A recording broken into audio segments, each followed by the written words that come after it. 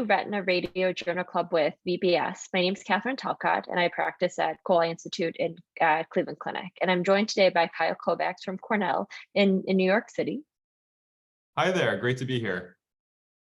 And Rebecca Soares from Ophthalmic Consultants of Boston.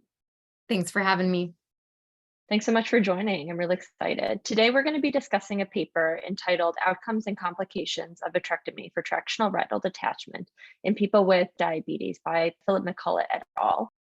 It was published in print in JAMA Ophthalmology in February of this year. And Rebecca, do you mind summarizing the paper for us? Yeah, happy to. So this was a systematic review and meta-analysis of Medline and M-based databases. It covered a 22-year period from 2000 to 2022. And among the studies included were those that were published in English, those that examined pars plana vitrectomy for diabetic TRD specifically. So it excluded any TRDs that were not related to diabetes, and also diabetic complications like vitreous hemorrhage without TRDs. It included studies with at least 25 eyes and had a minimum follow-up of 3 months.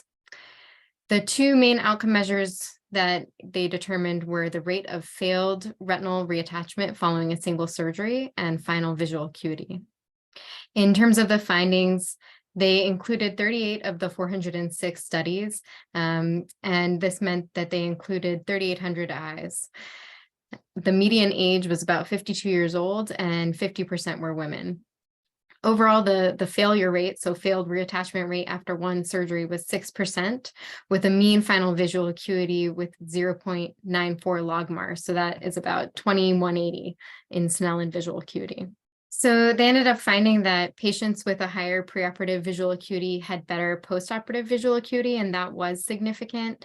But when they looked at other characteristics or surgical variables, and they looked at the mean outcome measures like final visual acuity and failure rate, they found that really nothing else was significant. So in univariable analysis, they found that preoperative vitreous hemorrhage and phakic status increased the risk of failure, and use of preoperative and intraoperative anti-VEGF and use of small gauge instruments reduced the risk of failure, as you would expect.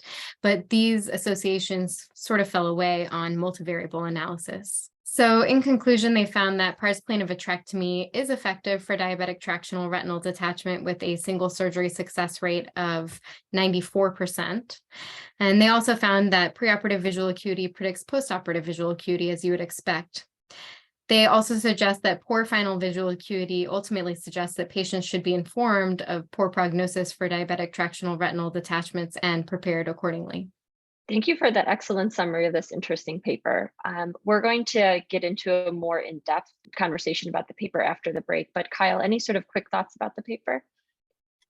Yeah, I find that it's so difficult to make sense of surgical outcome data in general from any sort of study, because our patients can be so variable, surgeon preferences, techniques can be really variable. Even in this study, it's over 22 years, so practices and technical things change considerably.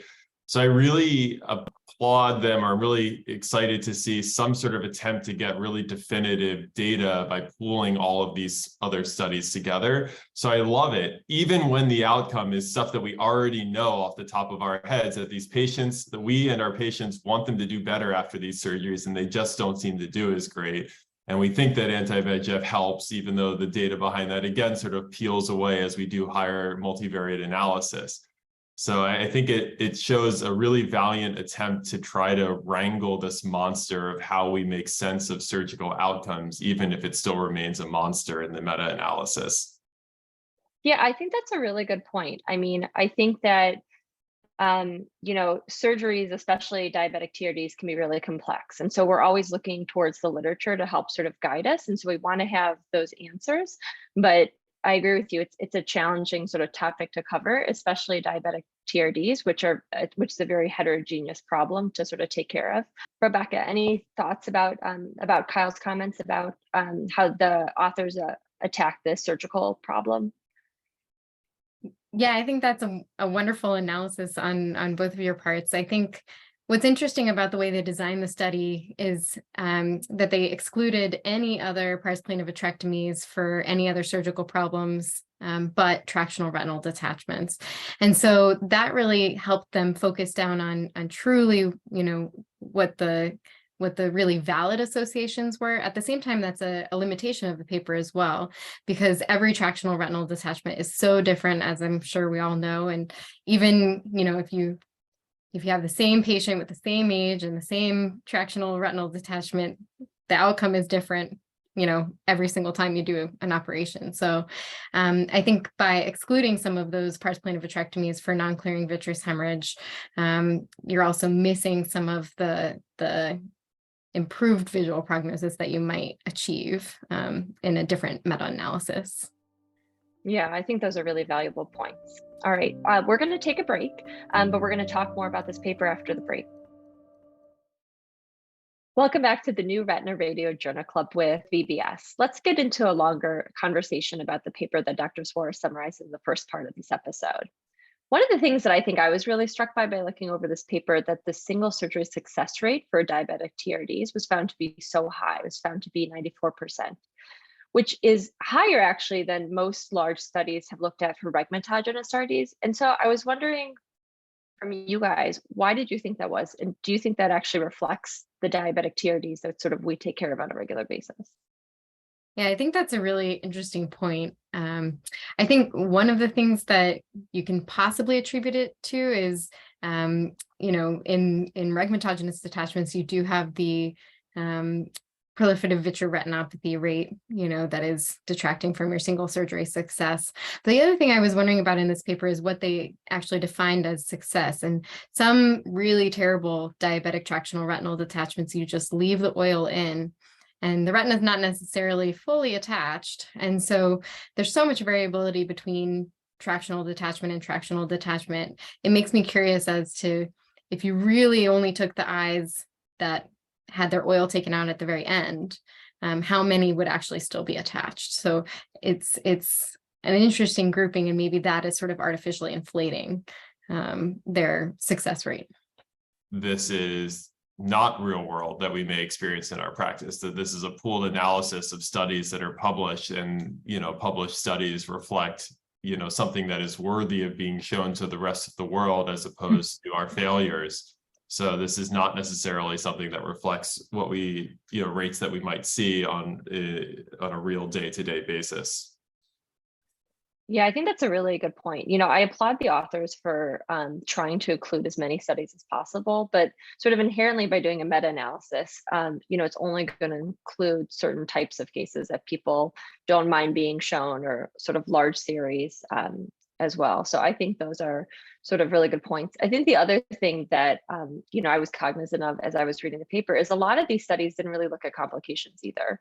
So unfortunately, the paper couldn't really assess what the complications of these cases are, which I know myself as a surgeon, and I'm sure you guys do too, think of really heavily when we think of especially diabetic TRDs with sick patients, and what are sort of the anesthesia risks and the surgical risks associated with taking these people to the OR. Definitely. I would have loved, even if they couldn't pool the analyses from all of the papers, I would have loved just a, little excerpt on these are the different types of complications and, the very low rates. But I don't know if maybe that falls with, outside of the meta-analysis criteria. Well, I think it's fair game if the meta-analysis conclusion that they're coming to is that they're advocating for earlier surgery at the end of it. That this is part of the discussion of when we should be intervening on these patients. So if you're going to argue that the intervention should be earlier based on this, then I think it warrants acknowledging what the complications and the risks are. And as Kat said, really not just the eye risk, but these are sick patients for whom the stress of surgery can be substantial and a real risk to them. Yeah, I think that's a really good point, Kyle. I mean, I think that we've all, heard these horror stories. Fortunately, I haven't experienced this on my own, but, I feel like different places that I practice, you always hear about cases where, there's a diabetic patient who's taken to the OR, and unfortunately they have a complication from anesthesia. And, sometimes these patients can end up coding, and I would never want that responsibility especially if I'm taking someone to the OR who I know already has poor vision, and sort of weighing those risks and benefits is really difficult. But I really like the point that you brought up, Kyle, about the conclusions that the authors came to, that they recommended that we should consider taking to these patients to the OR earlier rather than later. And I think that's a hard conclusion to come to. I think that myself over time, I really try not to take people with good vision often in these settings to the OR, because these cases can get complicated and their vision can end up worse afterwards. And I feel like when I discuss risks and benefits with for surgery with these patients, I think probably overinflate the risk of complication, because the complication can be very devastating for them. I don't know if you guys sort of counsel or sort of approach patients similarly, or if you're more in line with what sort of the author suggested. Yeah, no, I totally agree. I think that it was a little bit of an overstatement that earlier surgery is better. And I think actually the more salient point from the paper is that the final Snellen visual acuity was 20/180, which is pretty not great. And I think that is ultimately the one-liner that I would give a patient based on this paper is, listen, we can try to reattach your retina. We may have success, but ultimately your vision is going to be poor.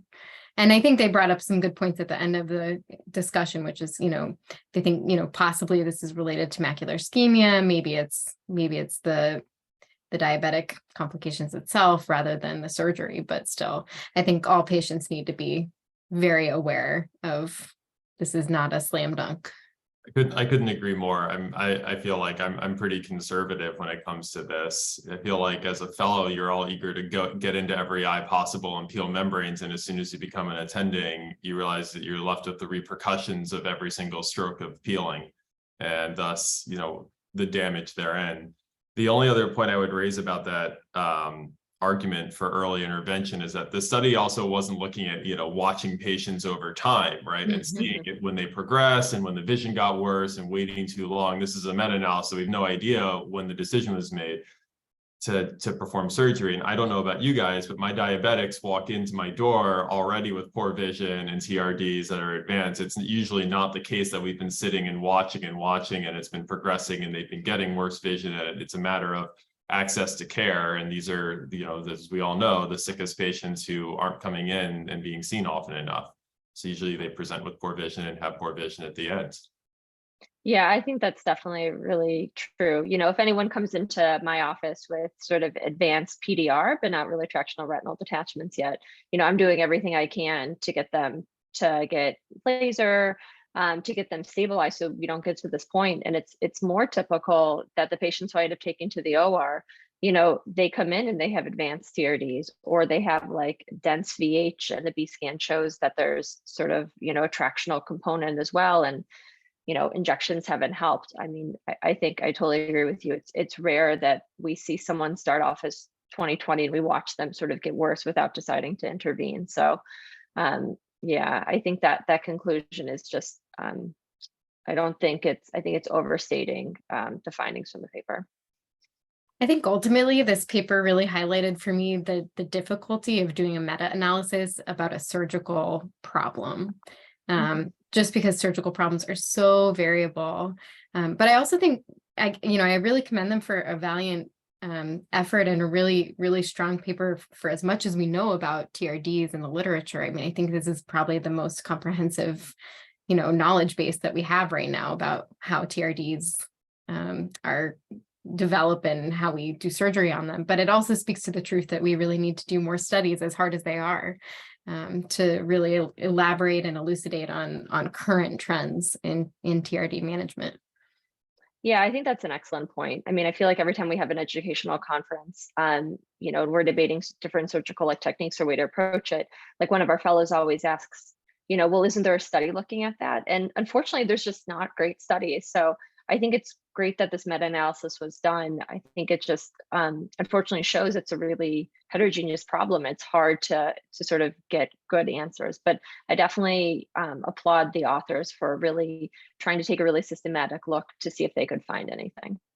Well, I want to thank you guys so much for your discussion points on this paper. I thought it was really interesting and really helpful to hear your opinions as, retina surgeons. I also want to thank the audience for listening to New Retina Radio Journal Club with BBS, and please stay tuned for further episodes. Thank you.